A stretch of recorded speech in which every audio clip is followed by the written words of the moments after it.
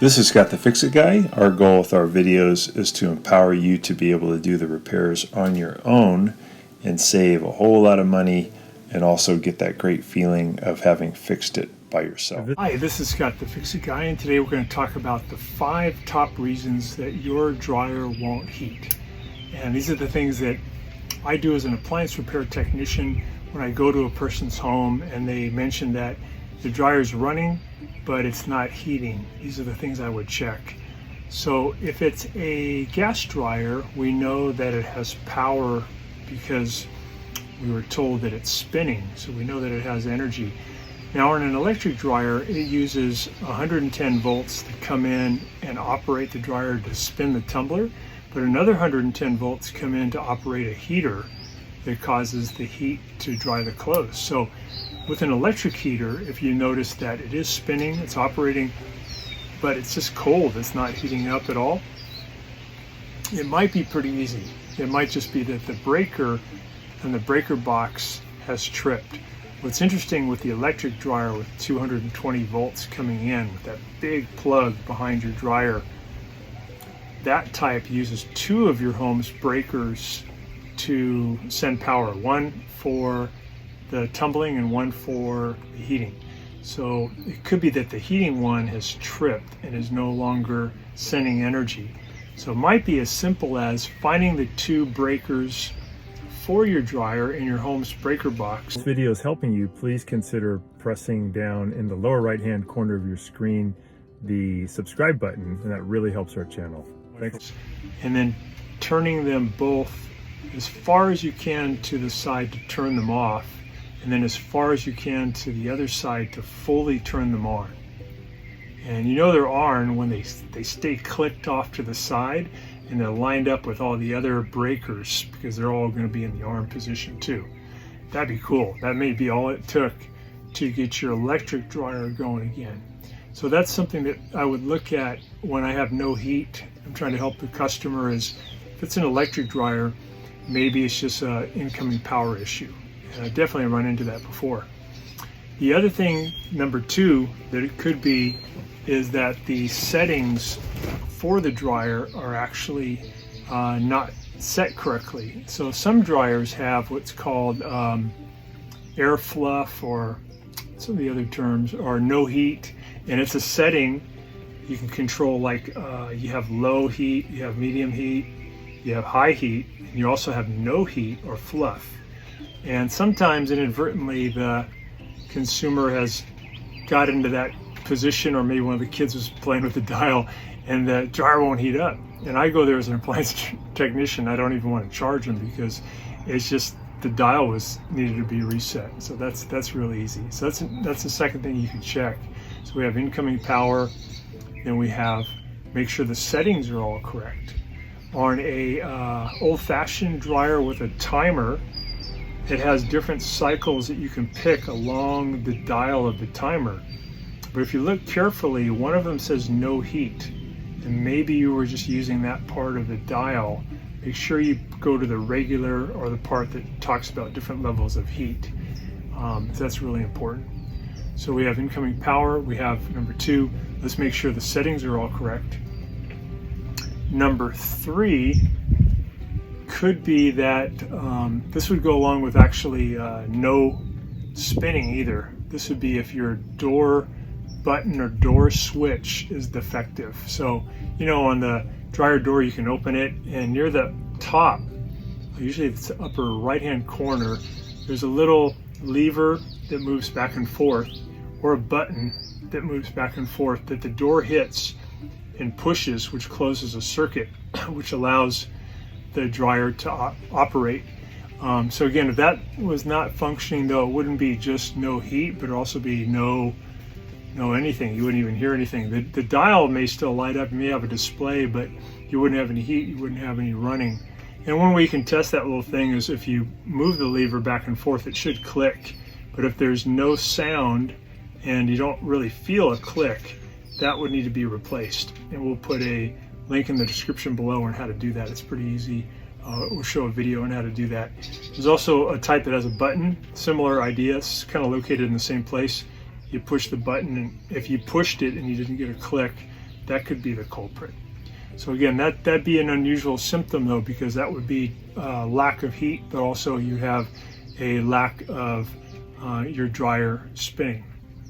So usually what we find when there's no heat for a dryer is that it's pretty common. There's a little safety mechanism called a high limit or a thermal fuse or high limit thermostat that is designed to trip or break, that stops current from flowing to the heating mechanism. And this is to prevent a fire. So if your dryer loses its ability to dissipate the high amount of heat that it's built up to take moisture from your clothing, and it can't get rid of that heat, the heat inside the dryer cabinet gets too hot and it can damage things, it could even cause a fire. So these safety devices are designed to cut power. But then when you start running your dryer, it tumbles, but it never heats up. So usually that would be the high limit is tripped or the thermal fuse is tripped, and it's really easy to fix. We'll put some links in the description below to videos that show how to do that. Those parts, by the way, the high limits or thermal fuses, are really cheap.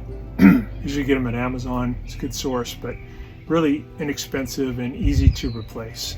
And very common, because dryer vent tubes tend to gradually get more and more occluded. They get more and more narrow because they build up with the dryer lint, which is comprised of the little fibers that are part of your clothing and part of your sheets, part of your blankets, your towels. They break off during the tumble process, and the blower tries to blow out the moist, hot air, but also with it little fibers. That's the dryer lint. And it does build up. Even if you clean your dryer lint filter all the time, it still builds up. So that's something that you want to check. If you do replace the high limit and you get your heat back, which is really cool, you may still not be out of the woods, because if you didn't correct the initial problem of the occluded dryer vent tube, it'll overheat again. So we're going to put a link in the description below for a video that shows how to use this really cool tool that you hook up to your drill that spins inside the dryer vent tube and gets rid of all the lint that's built up on the outside walls. So that's a really good thing to do, especially if you have a really long dryer vent tube, or you have one that has a lot of turns in it. You can get a buildup. Probably the worst offender for the dryer vent tubes is when you have an apartment or you have a condominium. Very often the dryer vent tube is kind of short, which is good, but when it leaves your dryer and goes into the wall, it makes a 90-degree turn and it goes straight up, and it goes up sometimes pretty far to get to the roof to dissipate all that moisture and that heat. The problem is as you're running your dryer, there's fibers that are suspended in the air that kind of defying gravity because the blower is keeping them suspended. When you cut the power or when the cycle is done, gravity acts on it, they all fall back down and they start to build up. They build up right where it makes that 90-degree turn, and they build up pretty quick. Usually that kind of a setup, within 3 months, you can have enough buildup where your dryer won't dry very well. It'll take a long time for your dryer to dry the clothes. That means your dryer vent tube is getting more and more narrow. And eventually it gets so narrow, it can't get rid of that heat. It'll pop that little device. And again, some dryers can have up to 3 of these little safety devices. When you open it up, you don't really know which one is the problem, which one is the troublemaker. So if you can get a multi-tester, it's a really good tool. I'll put a link in the description below for one that's about $12 on Amazon. Really easy to use. It can tell you if current can flow through your thermal fuse or your high limit. If it can, then you know that that piece is not the problem with your heating, that it's something else. So we're going to go over how to replace that in the links below, and also I'll give you some different parts you can get really cheap. So another thing that could be, if you have an electric dryer, this is less common, is that the heating element looks like a bunch of springs. They get red hot and create this, due to resistance, create this huge amount of heat. They can break over time. You know how metal, when it gets hot, cold many times, eventually that spring breaks and the electrons can't flow through it anymore and you don't have any heat. So in an electric dryer, sometimes you have to replace this heating element, and pretty easy to do. We'll put a link in the description below on how to do that one too. And then on a gas dryer, I think gas dryers are actually a little more common. You may have a piece called the igniter, which is designed to ignite the gases coming in by getting red hot. It glows really, really bright, and then it has enough heat like a match to ignite that gas. But those igniters get weak. Sometimes they still glow, but they don't get hot enough. And if they don't get hot enough, it's pretty cool. The dryer won't even let in the gas unless it can get to the right temperature to cause ignition, because they don't want to have an explosion. So if that igniter is getting weak, you may have a situation where it just won't heat up the gas anymore. And that's easy to do too. So that's changing your igniter. We'll put a link in the description below on that one too. Gas dryers have these two little round things, black things about like that. They're called primary and secondary gas coils. They're little solenoids. They are copper wire that, when energized, create a strong magnetic field, and they pull up on pins and they move things around inside the gas valve to either let energy come in for your igniter or to let gas flow in for ignition. And they get weak over time, and they don't do their thing anymore. They lose some of their electromagnetism, and you can replace those. Those are really cheap and easy to do. So on a gas dryer, that could be the cause of the no heat. It could be the igniter, or it could be the gas coils. There's also another piece in there called the flame sensor, which I have replaced in dryers before, but it's really rare. I don't think we even need to point toward that because it so infrequently goes out. It's much more common that it would be the igniter or the coils. So the last one I want to talk about is on certain dryers. If the heat stops working, you're in luck. You may have a resettable high limit or thermal fuse. So it may have gotten too hot for whatever reason and blown this fuse and cut power to your heater. But on these models, which include LG, Samsung, and Bosch, I think ASCO has it too, there's a button you can press and that'll reset and your dryer will work great. It'll have perfect heat. But unless you've resolved that problem of why it overheated, it would just overheat again. You'd be pressing the button like, every time you use the dryer. It'd be kind of silly. So on the LG and on the Samsung, this little piece is really easy to get to. You got to make sure on any of these dryers before you try to do this that you unplug them, because if they have power and you go in to press this little hidden button, there's two metal pieces that are called terminals, and they have energy going into them. And if you press the button, your finger may touch both those terminals at the same time, and it hurts. It'll shock you. So I don't want you to go through that. So make sure you unplug it. On the LG and the Samsung, look to the right side of your dryer, the right side panel, and look down near the back in that corner. It'll be a round plastic piece. Take a flathead screwdriver, pry it in there, and just pry that plastic piece off. And then if you look in, you can use a flashlight. You'll see a silver tube, that's the burner tube, and connected to that will be a high limit with two black piece with two shiny metal pieces and two wires connected to it. And in the middle will be a little black button. Reach in there and press that black button. If it clicks and it moves in, you've just reset your dryer, and now your dryer will heat really well.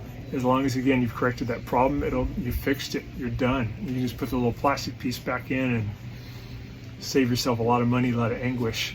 So that's true of the LG and the Samsung. And on the Bosch, and I think on the ASCO too, you unplug it. It's usually a 220 volt big plug. You pull it out. On the back, there's a panel about this big with little screws around the perimeter. Just take all the screws out, and then you can pull that panel off, and you'll see a little black plastic thing with two metal terminals. And this time you'll see a red button in the middle. And if you press the red button and it clicks, then you got it. Your dryer's going to work. If you press those buttons either on the LG and Samsung, the black one, or on the ASCO and the Bosch, the red one, and it doesn't move and it doesn't click, that means that your heating problem is due to something else. It means that it didn't overheat and trip the thermal fuse, but instead, probably on an electric one, the heating element needs to be replaced, or on a gas one, more than likely it's the igniter. Next most likely would be the primary and secondary gas coils, which again are easy to replace. And lastly, the one that probably won't happen would be that your controller, your circuit board that sends energy, kind of the computer or the brains of the operation, has parts in it called relays, little usually blue or white or black plastic boxes, and they're electromechanical devices, and they use magnetism to pull little contacts closed, and when they're closed, power can go to your heater or power can go to your motor. But if they can't close, like they just don't move anymore, they don't have enough electromagnetic force, or they have a bunch of carbon that's built up and they won't close, you'll lose something. You'll lose heat or you'll lose tumbling. In that case, it's kind of sad because you have to fork out a lot of money and you have to buy a new controller. They're easy to replace, but they're kind of expensive. So that's about it for reasons that dryers won't heat. And I run into it a whole lot as an appliance repair technician. It's one of my main calls that I do, and most of it is very preventable if, not all of it, but most of it is very preventable if the homeowner is willing to get that tool and clean out that dryer vent tube. Last thing I want to mention though is these things called dryer sheets, or anti-static or anti-cling sheets that you can throw into your dryer. Please, please, please don't use those. I know they make your clothes smell good. They make the fabric softer. They get rid of static cling, which is great.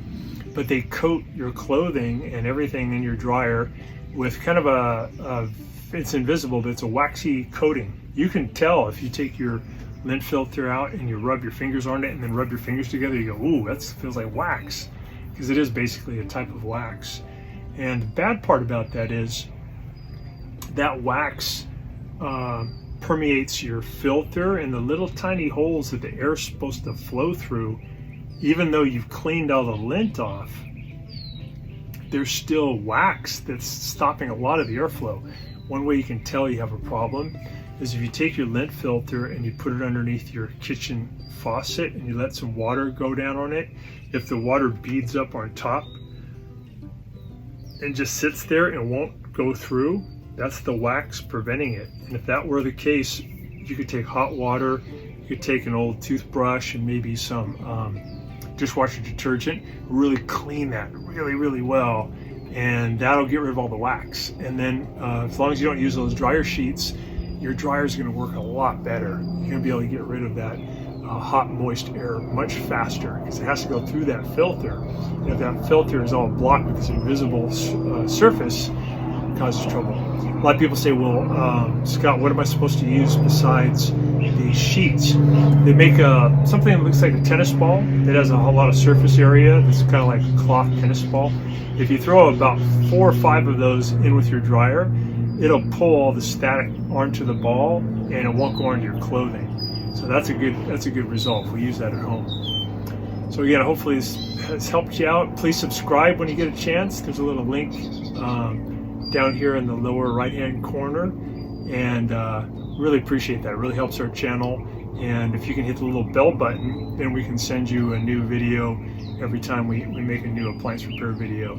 And please feel free to contact me at scottthefixitguy@yahoo.com. I'd be glad to answer any questions you may have about how to get your dryer heating again. So again, thanks for watching, and we'll see you on the next video. Watching our video, and please subscribe to our channel when you get a chance, and also click the little bell notification button so we can send you weekly videos on all the different ways of fixing appliances around your home and saving you lots of money. So thanks again for watching, and please also press the like button for our video if this was helpful to you. Feel free to contact me at the email listed below, which is scottthefixitguy@yahoo.com, with any of your questions.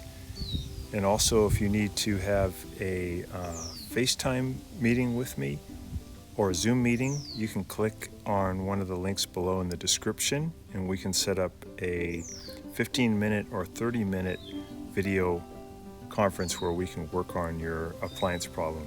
So thanks again for all your support and for watching the video.